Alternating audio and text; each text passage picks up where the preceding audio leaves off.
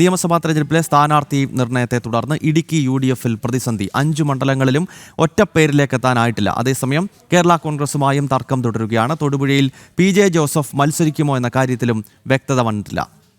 Subin Thomas വിവരങ്ങളുമായി ചേരുകയാണ്. സുബിൻ, ഇടുക്കിയിൽ മാത്രമല്ല എല്ലാ സ്ഥലങ്ങളിലും കോൺഗ്രസിനകത്തും UDF-ലും ഈ പ്രശ്നം നിലനിൽക്കുന്നുണ്ട്. ഇടുക്കിയിലെ പ്രശ്നത്തിൻ്റെ പ്രധാനപ്പെട്ട കാരണം എന്താണ്? മാത്രമല്ല ഈ കേരള കോൺഗ്രസ് ജോസഫ് വിഭാഗവുമായി സീറ്റ് ചർച്ചകൾ ഉടക്കി നിൽക്കുന്നു എന്ന വാർത്തകൾ വളരെ മുൻപ് തന്നെ വന്നിരുന്നു. ഇപ്പോൾ PJ ജോസഫിൻ്റെ സിറ്റിംഗ് സീറ്റായിട്ടുള്ള തൊടുപുഴയിൽ തന്നെ ഈ പ്രശ്നം ആവുകയാണോ UDF-നകത്ത്?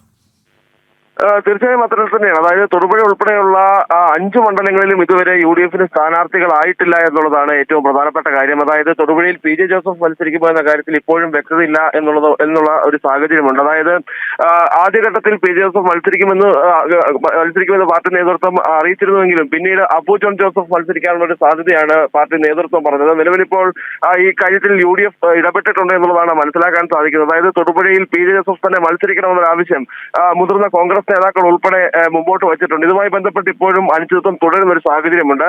മറ്റൊരു വിഷയം ഇടുക്കി സീറ്റുമായി ബന്ധപ്പെട്ടുള്ളതാണ്. അതായത് കേരള കോൺഗ്രസിൽ നിന്ന് ഈ സീറ്റ് ഏറ്റെടുക്കണമെന്നൊരു ആവശ്യം കോൺഗ്രസ് ഇത് മുമ്പോട്ട് വയ്ക്കുകയും ചെയ്തിരുന്നു. ഇതുമായി ബന്ധപ്പെട്ടുള്ള ചർച്ചകൾ പുരോഗമിക്കുകയാണ്.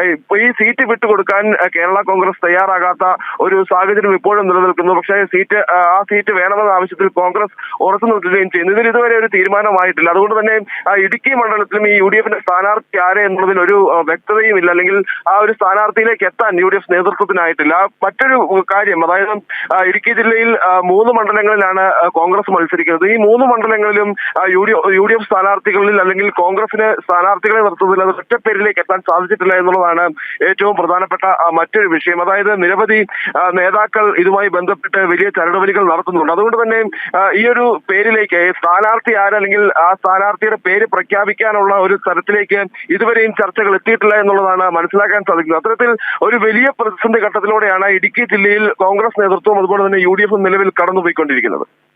ഓക്കെ, ഇടുക്കി ജില്ലയിലും UDF-നകത്ത് പ്രതിസന്ധി തുടരുകയാണ്. ജില്ലയിലെ 5 നിയമസഭാ സീറ്റുകളിലും ഒരൊറ്റ പേരിലേക്ക് എത്താൻ UDF-ന് ഇതുവരെ കഴിഞ്ഞിട്ടില്ല എന്നുള്ളതാണ്. വിശേഷിച്ച് കേരള കോൺഗ്രസ് ജോസഫിൻ്റെ സിറ്റിംഗ് സീറ്റായിട്ടുള്ള PJ ജോസഫിൻ്റെ തന്നെ സിറ്റിംഗ് സീറ്റായിട്ടുള്ള തൊടുപുഴ സംബന്ധിച്ച് പോലും അവിടെ തർക്കം നിലനിൽക്കുന്നുവെന്നാണ് സുബിൻ തോമസ് റിപ്പോർട്ട് ചെയ്യുന്നത്.